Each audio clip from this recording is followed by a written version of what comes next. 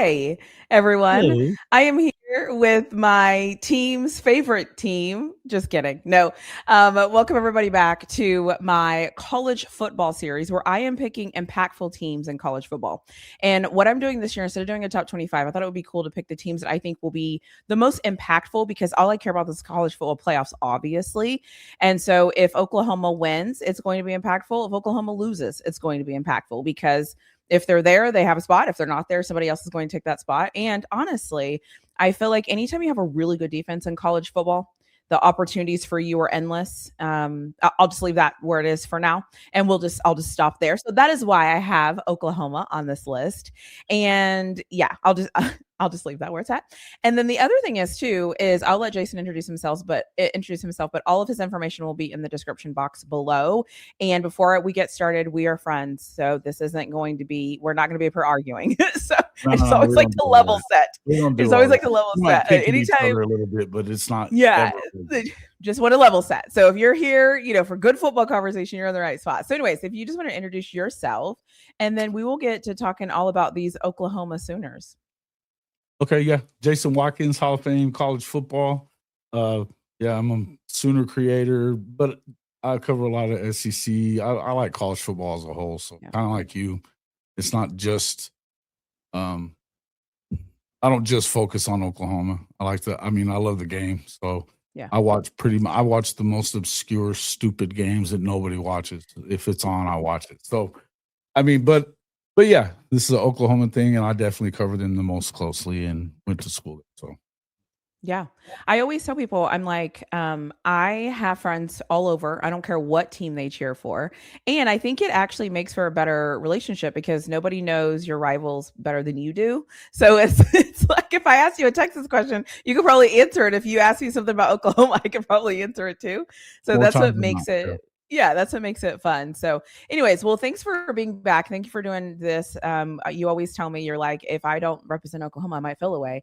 And I would never do this if you said no. Obviously, that's one thing, but I would always ask you first. So just to make that clear. Yeah. Awesome. So what's the biggest storyline for you guys this year surrounding your team? Like, what is something that you think is people are talking about or people are waiting for or people are like paying attention to when it comes to your team? Yeah, the only thing is John Mateer and the Oklahoma offense. I think Sooner fans are kind of in one or two places. They're either blindly trusting that John Mateer and the offense is going to look like weeks 1 through 4 of 2025, where, pre-thumb injury, of course, and, where Mateer leads the Sooners to statement wins over Michigan and Auburn, tight games, but, he has, where he's kind of doing off script, a mix of off script playmaking with his legs and arm. So, it's just, I think that's, I don't know how I want to put this. It's like that fantasy land thing of what you thought you were seeing.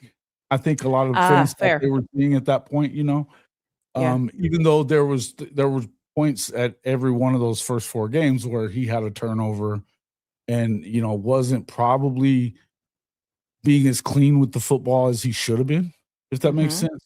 Mm-hmm. Or B, there's another group of fans that are very skeptical after watching John Mateer and the OU offense post week 4, which was broken thumb, and the OU defense being forced to kind of carry on its back and unreliable and, it's unreliable and shit, man. It was just erratic is the word I'm looking for. Unreliable, erratic football team on the offensive side.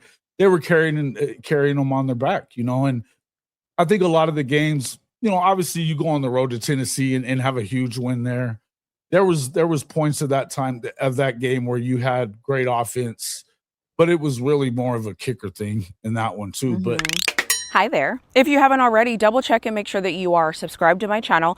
Make sure that you hit the like button. Leave me a comment in the comment section below. And lastly, for this series, every single person that I'm going to talk to has a social media presence. So make sure that you go into the description, you find their social media platforms, and you find them wherever you can find them on any social media platform. And as always, I will let you get back to your video. You also had, times that you had them put away and you didn't get them put away until, right at the very end. But then, you go in and you win a game in Tuscaloosa, which is great for the program and it's exhilarating. But you go back and look at the stats and they completely outgained you and did everything but beat you on the scoreboard there, which turned out to be kind of a sign to or a sign of what was to come in the playoff, if it makes sense, right? And that's but again, the defense was week after week after week coming up with big play and sack after, or fumble, forcing fumbles, getting interceptions, things like that, and just kind of dragging the offense along. They got the whole hard to kill moniker, but they were hard to kill, but because the defense was killing everything else, Seriously. Yeah. And so I think it's like I said, it's a mixture between what are we going to see this year, right? Okay. What are we going to see this year? Are we going to see, that John Mateer from the first 4 weeks or the second half of the, second half of the last 2/3 of the season where it was just like, because you kind of saw it coming, really. You know what I mean? I mean, we talked about this during the season a few times. Where I immediately, when I saw that Michigan game, I was like, oh, really? No, I'm not sure. Yeah, it was good. I mean, he played really well and stuff. And it's one thing for week 2 for it to look that way. But if it doesn't start looking better at some point, then it becomes a problem. And then once he broke his hand, I mean, you know what happened. Yeah. So at the end of the day, I think it's a difference. What happened the game he came back after he had his hand? Do you remember? I don't know. Yeah, I remember. Yeah, I remember. Every Oklahoma fan remembers that part. It's and I mean, man, that's the second year in a row that I sat in that stadium and was like, oh, you get physically ill from it. You know what I mean? It's Third time's a charm. Third time's a charm. Yeah, I don't know about that. I mean, here's the thing. I can't even really pick them until I see them at least score a touchdown in the damn stadium. I mean, 2 years in a row. 7 minutes in and we're talking. Somebody said something and I was like, I don't care about Oklahoma until they score a touchdown against my team. And when they do, I'm all in. But until that, because it's just funny. It's actually really funny. But because it's just random. Maybe for you.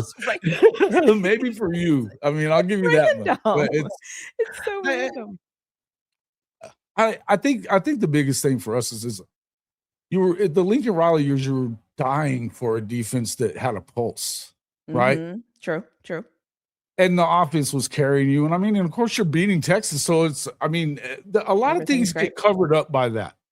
Yep. There's a lot of paint and wallpaper that got slapped up on the wall and it looked like everything was great. Mm-hmm. Turns out it wasn't. But at the end of the day, it makes you feel better as a fan when you're beating your rival. When you're not scoring a touchdown in the Cotton Bowl for 3 out of 4 seasons, it's not as, I mean, it's a tough pill to swallow. You know what I mean? But the biggest thing is now you've got a defense that is truly elite, right? I mean, this is an elite level defense that on all 3 levels, and they probably don't even get enough love for how good they are by and large. But I would say that, you have that now, and it's not that your offense isn't as explosive as it was under Lincoln Riley. It's not existent in comparison to the Lincoln Riley offenses. And so, I mean, I know we're going to get more into this as we go on. So I know your strength. I think that they are addressing it and and I was going to say your strength. I mean, the next question is, what is your strength? Obviously it's the defense. I mean, we've talked about it. That's the easy one. It's completely right. So that's why for me, I'm just like, let's just, we know that answer.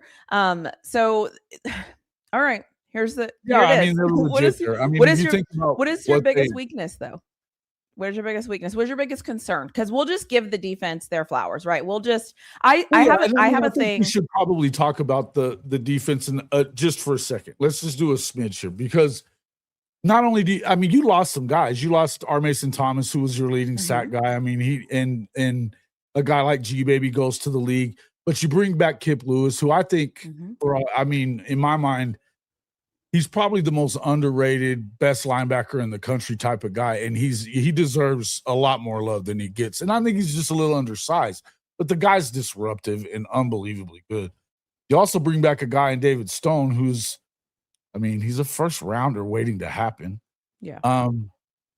Taylor Wine kind of showed himself to be very good when R. Mason went down, but I think that some of the guys that you're coming up and going to be seeing a lot more of this year, guys like Michael Boganowski, and then Danny Okoye, I can't wait to see more of him.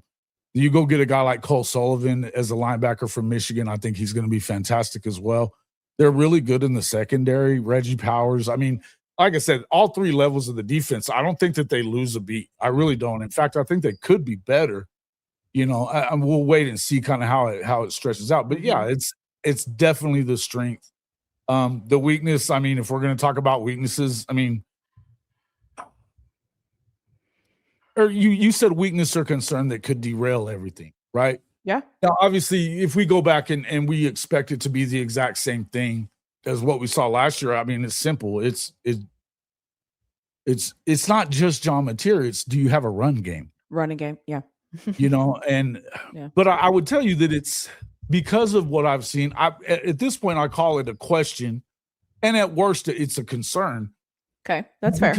Because we've seen, I know that OU has addressed it both with personnel and with some, coaching changes, in those departments. You go out and get a guy like Dalen McCullough to replace DeMarco Murray at running backs coach. They haven't produced very well. We're talking about the run game, so and they just haven't. They recruited well, but it hasn't really shown up on the field much. You know, now, a lot of that I think would have to do with the offensive line, and I think there's people that still question that quite a bit.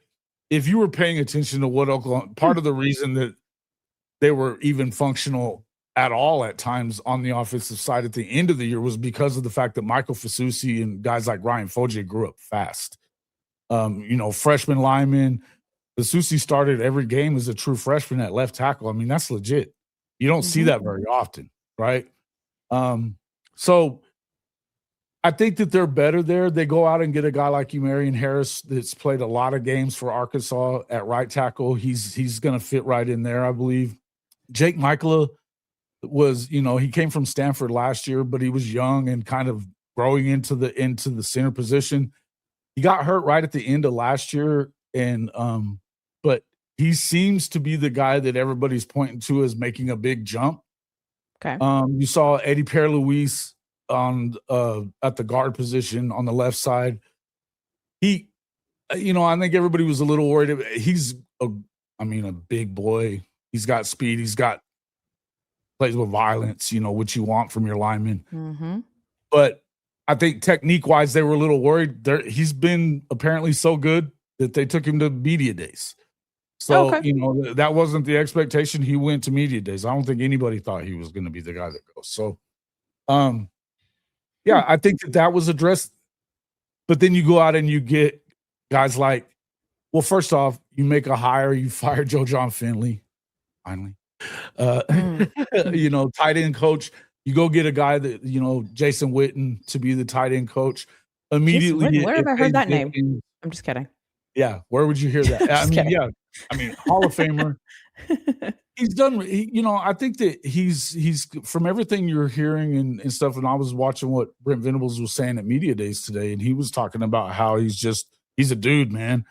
They love him. He's bringing a lot to the table as far as, things that you can expect, and things that you might be seeing from a defense, but also he's been able to go get guys like Hayden Hansen from Florida, who was a big part of their power run game with Jaden Ball last year. Rocky Beers from Colorado State. Both these guys are seniors, but they're big boys, 6'6" and 6'8", well over 260 each. These are guys that can get out on the edge and block and help you have a run game. Even a guy like Jack Van Dorsler, he was at Tennessee last year as a true freshman. He's coming in as a true sophomore. I think he's got a little ways to go, but he's going to bring depth to a position that they had a converted linebacker that was undersized and couldn't block at all, and a guy that had been hurt for the better part of his career in Oklahoma. It was very underwhelming what was going on in the tight end room. But also to me, the offense was just underwhelming. I felt like there were moments where you were like, okay, maybe. And then there were moments where you were like, oh, no, this isn't it. And then there was moments where you're like, terrible clock management that didn't go the way that was supposed to go. So it was just like a hodgepodge of just what's going to go wrong this time. I mean, since Bob Stoops got there in 1998, 99, they've been the best offense in the country by and large. Mm-hmm. Year to year. I mean, there's years that they weren't, but you traded a great defense. Right. Well, there was times that they had great defense until after Stoops left. But I would say again, that's not what you're used to seeing. And if you can put even just a serviceable offense together with this level of a defense that Brent's put together, and make no mistake, they're unreal. I mean, I had the film guy on my show the other night, and he was talking about that coordinators in the SEC that have told him, man, you don't know what's coming because he never puts anything on film from week to week that you've seen already. Yeah. So you're not getting what you've seen on film whenever you play them. So these are things that, not everybody does that, but I think that's the big. I think that they've addressed it. I mean, obviously, Dalen McCullough. They replaced obviously DeMarco with him at the running backs. He's he was at Notre Dame. He's the one that recruited Jeremiah Love, Jadarian Price. Before that, what was his Audric Estime? He was with the Chiefs before that. And really was kind of pretty instrumental in that. Andy Reid loved him. He was just with the Raiders and did great things with Ashton Genty. But even before that, he had worked with Kevin Wilson at Indiana, and they had a 1,500-yard back when he was there. Had a 1,500-yard back when he was at USC as a running backs coach. This guy puts guys out that can get it done. They've got some good pieces in there already, I believe. Then you go and add a guy like Jonathan Hatton. They flipped him from Texas A&M. That was a huge grab. I think that you've got some young pieces that can be really good in the run game, or at least you just won't be putrid like you were, and it won't just be Mateer running the football. Because I think the one thing we had last year at Oklahoma was that you had a backup plan that they never used, but Michael Hawkins was still there. Now he's at West Virginia. We're not doing that. We're not going down the Michael I'm not going down that road. What I'm getting at is you don't have any behind John Mateer, you have no experience. Yeah. You have a true freshman. You have a guy in Whit Neubauer that, he comes from the FCS or low level G5, right? Hasn't played a ton. He's a big guy, got a big arm, but none of these guys have any experience. So if John Mateer was to go down because he's your entire offense, like what they did last year, then I think you're in trouble. Or you just have to hope and pray that one of these guys catches lightning in a bottle. And I just don't see that happens. Right. Okay. Well, let's just hope we don't get to that. What is one thing outside of your fan base that is misunderstood or that people you don't feel like talk about enough when it comes to Oklahoma? I don't know. What do you hear mainstream media saying when they talk about Oklahoma that you're kind of like, yeah, I don't really know about that. I don't know that the mainstream media is completely wrong. I think they kind of sleep on them a little bit because of, and probably for good reason, because of the offensive thing. But I don't think I think there was times last year where, even as they were going through that stretch in November where they were winning all these games, and games you probably shouldn't have won. But nobody really talked about their defense being as good as it was, right? Okay. I think, you talked about Ohio State's defense. You talked about Indiana's defense, and for good reason. and then later on you were really they always talked about A&M's defense, which okay. But then at one point, then it became about Miami's defense, which they were legit, you know. I think that we talked about it like when they got ready for the national championship game that they just didn't go very deep though. You know what I mean? And so it felt like they kind of wore them out a little bit. And I forever say that you were completely right about that starting before that game, because by the end of the game, I don't know that Fernando makes that run at the end if they, you know, if that there was a solid rotation. Yeah. Right? No. But nobody was talking about OU that way. And I would say for sure, guys like, again, I think Kip Lewis is slept on. I just think he's completely slept on. This is a guy that, I mean, he's back, and he brought that up as a reason why he wanted to come back. Part of it was because he felt like he was not getting any, I mean, you know, the SEC honors, none of that stuff was coming his way. And I mean, he's been legit for a while now. It wasn't even his first year to be that way. He had 2 pick sixes in their first year in the SEC. Okay. You know, so anyway, I don't know that but I mean, it's Oklahoma. There's not going to be too many. I mean, they're going to know who you are. You know what I mean? If you're playing pretty well, and if you're not, they're going to be talking about that too. So I don't know that there's a lot that people are missing. I think they're missing out on guys like Kip Lewis for sure. Okay. I love it. Is there a bold prediction that you have about the team this year? I don't know. Not really. Come on. You at least have to say they score a touchdown against Texas. Like, come on. Oh, well, yeah. Is that bold? Well, they haven't done it in 2 seasons. So it's kind of bold. I mean, I think they're going to score a touchdown against Texas. God, I hope so. I mean, I really hope so. I don't know that. I mean, what would be bold though? I mean, if they get back to I guess as bold as you look at this schedule again, it's a gauntlet. I mean, they're running through. I think the first month of the season is Murderer's Row, and it doesn't get a whole lot easier after that. Okay. You know, you go on the road to Michigan. Who do you have before your bye? Go ahead. Sorry, you were about to say. You go on the Michigan. You go week 2, you're at Michigan in the Big House. Okay.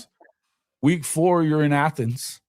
Then the bye week, and then you got Texas. That's how y'all start. Believe they kind of need to go 2-1 there. Interesting. Right? Yeah. I mean, I think if you don't go 2-1, I think can you survive 7 straight games, no more buys, and without another loss? And you know, you can talk about 9-3 teams should get in. Maybe they should get in, but will they? I don't know. Can we trust the strength of schedule bullshit? I don't know that you can. So to me, I feel like that's the most. I mean, it's always most important because it's your next game. But I'm just that first month plus of the season is super critical, man. If you go 1-2 in those 3 big games, then you have no margin for error. Right, and then you have 7 straight games. 7 straight games. You still play Ole Miss. You still play Florida on the road. You still play Mizzou. You still play A&M. I mean, you're not. I mean, you play a Mississippi State team that's got Kamario Taylor, who, wait and see, this kid is going to be unfreaking godly. I mean, he's like Cam Newton with a better arm. And I don't know that means you shouldn't lose that game, but it is in Starkville. You know what I mean? And things get weird. Yeah. Things can get weird. You know what I mean? And so there's some games and you just can't afford a hiccup at that point. You know what I mean? Yeah. And so I feel like it's important. I don't know that. So I don't want to make bold predictions about it. I think it could go a lot of ways. Here's what I would tell you. Again, I'm going to say with this defense, there's not a game you can't win unless you can't put the offense behind it, that, you know, complementary offense, run the football, you know, help your defense out a little bit so that they're not by the end of the season at their frazzled in. You know what I mean? That it's to the point that they're worn the hell out because they're just carrying it like that. You got to balance it out. Absolutely. And it's, you know, complementary football. That's what it is. Full stop. Awesome. Well, let's get to some of the fun questions. So, besides your own team, which program are you most interested in watching this season and why? Do you have somebody that you're kind of keeping your eye out on, or do you have a Yeah. couple of teams that you're kind of keeping an eye out on? Probably a few. I mean, I kind of put, I was looking at that one. I mean, probably Indiana because you just kind of want to see if they can back it up, Mm-hmm. right? Mm-hmm. I mean, it's the most amazing thing that they won it all. I got nothing but props for Signetti and the way he does things. I mean, wow. But Yeah. the other one is probably Ole Miss, though, because you're wondering what's going to happen there. They play a tougher Mm-hmm. schedule. I mean, I'm a big fan of Trinidad Chambliss. I think they've held on to some pieces that, I mean, if Lane's still there, then you expect them to kind of be similar or the same. Facts. He ain't Mm-hmm. there. He Right. ain't there. And they also play a lot tougher schedule, really. I mean, Mm-hmm. they had Georgia, Oklahoma. That's about it as That far was as it. the really good teams in the SEC last year. So now they play Texas. Now they Mm-hmm. play Oklahoma again. They play Georgia again. I mean, they're playing everybody. Yeah. Freaking I think 9-team they play schedule. Great A&M as job, well. SEC. They Great play job. LSU. Yeah, I mean, it's so weird, but yeah, I mean, no balance to this thing. It's so weird anyways. But It's stupid. at the end of the day, I think Brooks Austin was talking about the other day that, and Lane, I guess, brought this up during the playoff game that they played against Georgia. Mm-hmm. He was talking about since the helmet comms thing, where ever since then they've been, I guess, the best offense or the winningest team because of whatever. Well, what he said was, yeah, it's because he can be in their ear, you know, changing the play call because they play in tempo as well until that 15-second mark. Right. And so he's been out there, and I mean, Lane Kiffin has been the cheat code because of the fact that he's there and able to like diagnose what's going on. They talked about whenever he was at Alabama, he would whistle because they didn't have a helmet comm, and he would change the play at the line like that. Well, now Lane's down in Baton Rouge. Yeah, that's a different. Yeah, they've got a guy at OC that's going to be calling the plays that was with Lane and Levy back in the a few years back, but it's not the same thing. Nope. So, nope. I think it's interesting. So you said Ole Miss, Indiana, and I mean, there's a lot of teams that I'm interested in. I think Florida is one of those teams that I'm interested in. I like John Summerall a lot. Well, that's enough. I just wanted to see like where your head was at with that. Okay, well, the best question that I have of the night, maybe not, we'll see, is if you could add a single player from any team and just steal them from their team and plop them on your team and give you a better peace of mind, who would you take from all of college football and add to your team, and why? You think you're so slick, really flawed. I just asked the questions. They're here for you. Slick. You know exactly what you're doing. They're here for you. So whatever you say is whatever you say. Oh, you're such a you know exactly what you were going to do with this. You think you're so slick. No, all right. You just answer whatever your heart says. Oh, I hate you. Wherever your heart takes you. Yeah, it would be Trinidad Chambliss. Yeah.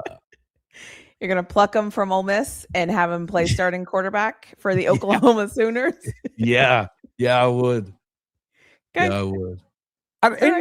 Why? Why? I mean, because I'm not sold. Let's just say I'm not sold. Broken thumb or not.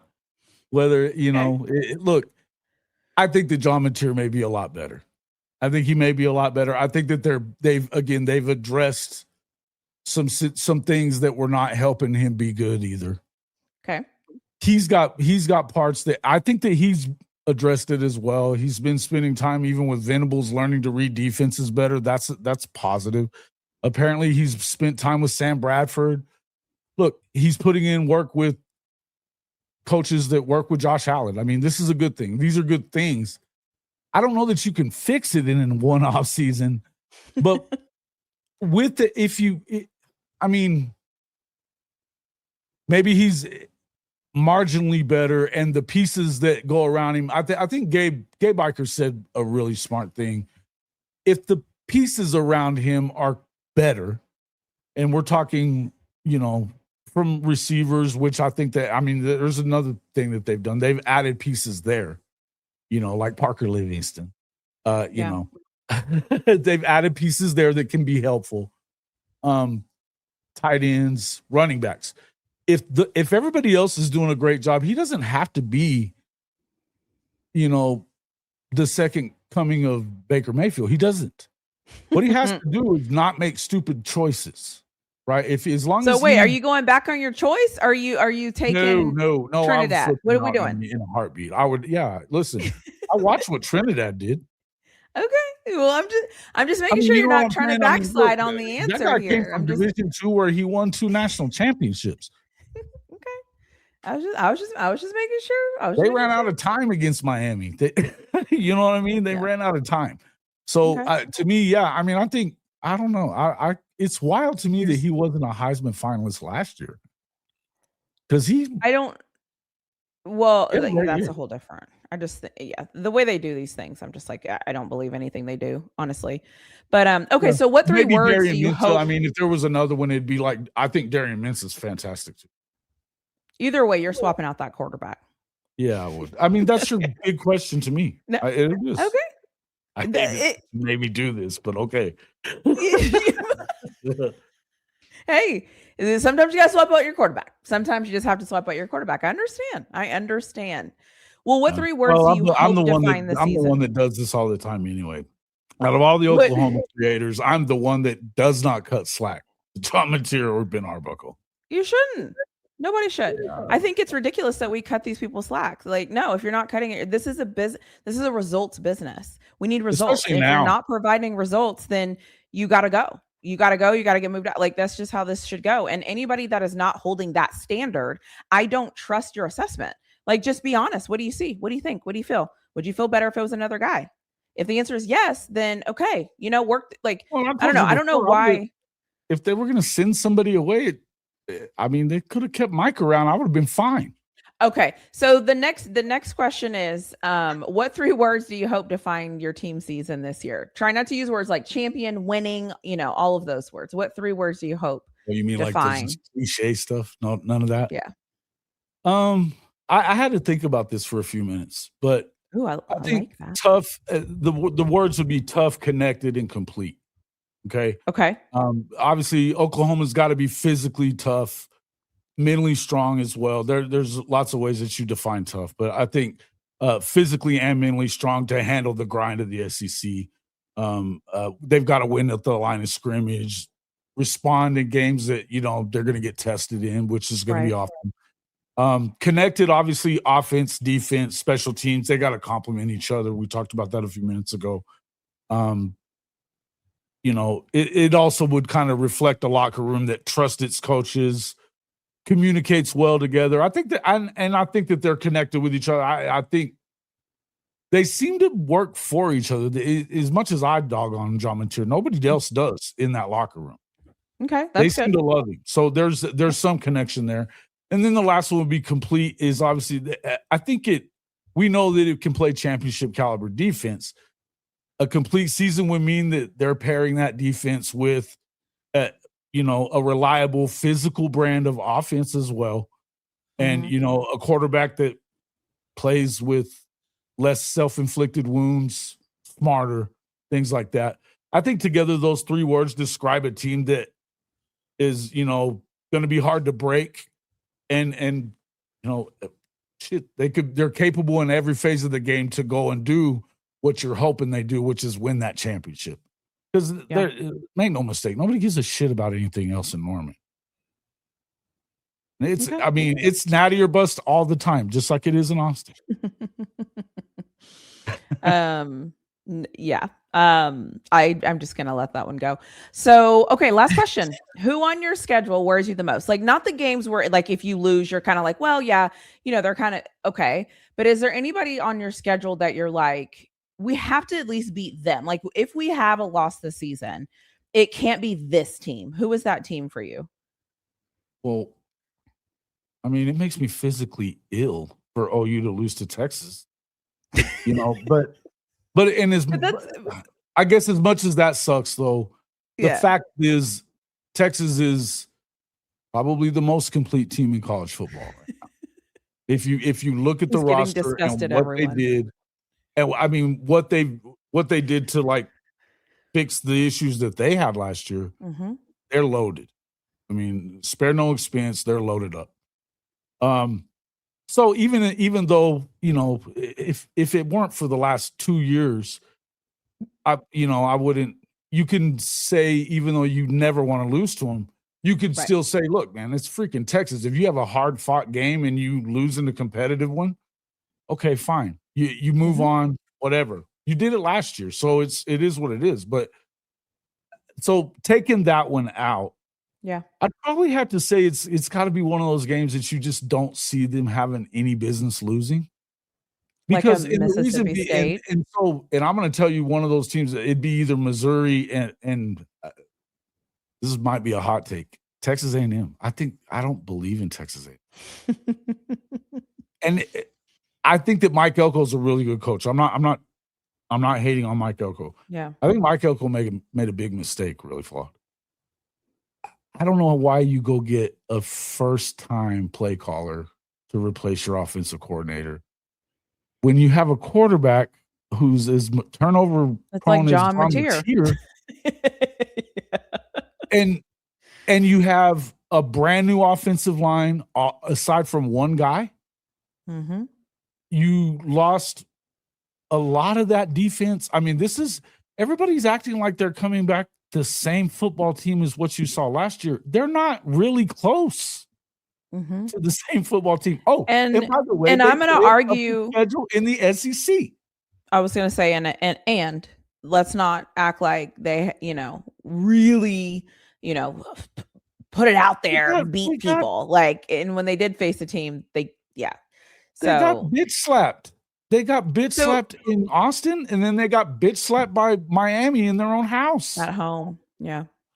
Okay. I mean, I know they're like, well, they lost by 7. They scored 3 freaking points. You know what that's like. Indeed. That means, so you don't want to lose to any of the. I mean, listen, and then the other thing is that nobody beats on Texas A&M the way Texas does, except for you. All those years together in the Big 12, Oklahoma beat them 77-0 once. Yeah. They're little brother to Oklahoma too. So, it's kind of is what it is. Okay. Awesome. Well, those were all the questions. So you don't want to lose them, but the reason you don't want to lose those games, you start questioning the staff again. No, I know, because there's certain games you're supposed to win. Guys up for games that yes, you should beat them. Can I ask a question? You got to make sure that they step on necks when you meet a team like that. So where's the game at? That invites questions. Huh? Where's the game at? Is it in? It's in Norman too. That one's in Norman. Okay. Now the Missouri game is at Mizzou, but you lost to them a couple of years ago, and that's not okay either. Oh, that game. Was that the game where it was like, okay. Where the quarterback they were winning until the very end, and Jackson Arnold just like throws it away. Okay.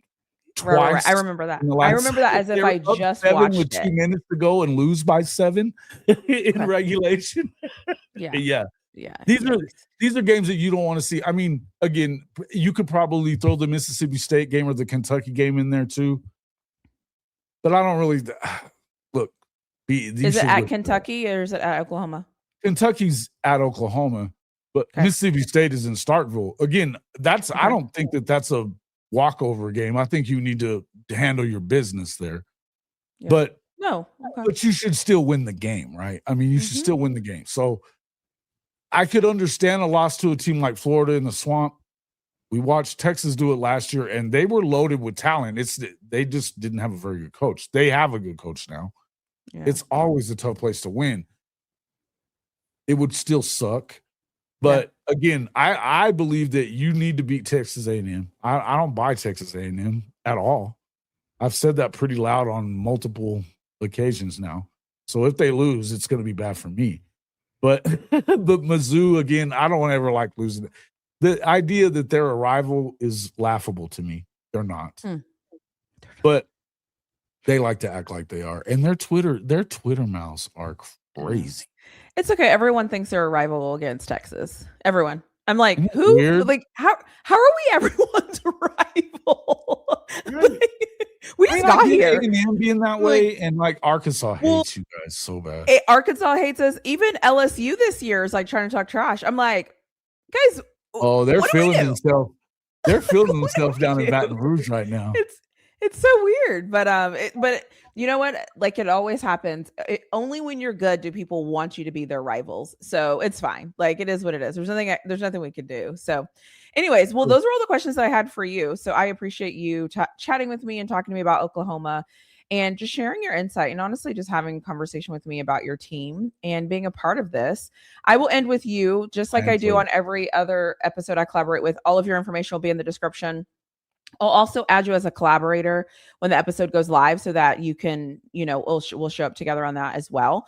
But is there any other, and then obviously I'll do all the social media stuff and I'll tag you and everything. But is there anything else that you want to add, that you want to share, or that you wish that we would have talked about before we end? No, I think it was a great show. I think you always do good work, and I enjoy hanging out with you and stuff and talking ball. So, yeah, it'll be another fun season. I'm excited that the damn thing's starting finally. Yeah. Yeah. Today was the first day of media days, and it's like, hey, we're getting closer. Yeah.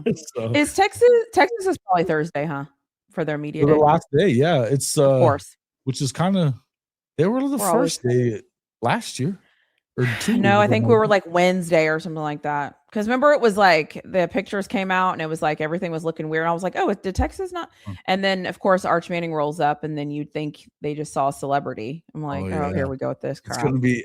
It's crazy that they did it on Thursday, though, because that's when everybody's kind of ready to get out of there. And if you noticed, it wasn't super heavy. And maybe it was because Kentucky and Mizzou being there today. We'll see how it looks tomorrow. Yeah, who's tomorrow? Georgia is one of them for sure, and then they'll bring sure the rest. But I will say, a lot of people I've heard people talking about it being in Tampa. Not everybody is there. I don't think. Oh, I didn't realize it was that far. Yeah, and it's kind of expensive to go there, and so I don't think they picked a great place. Apparently, next year they'll be back in Nashville. So that was dumb. That was fun. I feel like they're just doing a lot of dumb stuff. Like, anyways, whatever. Well, thanks for being here, and I'm sure we'll collaborate on something. Absolutely. Always. Goodbye.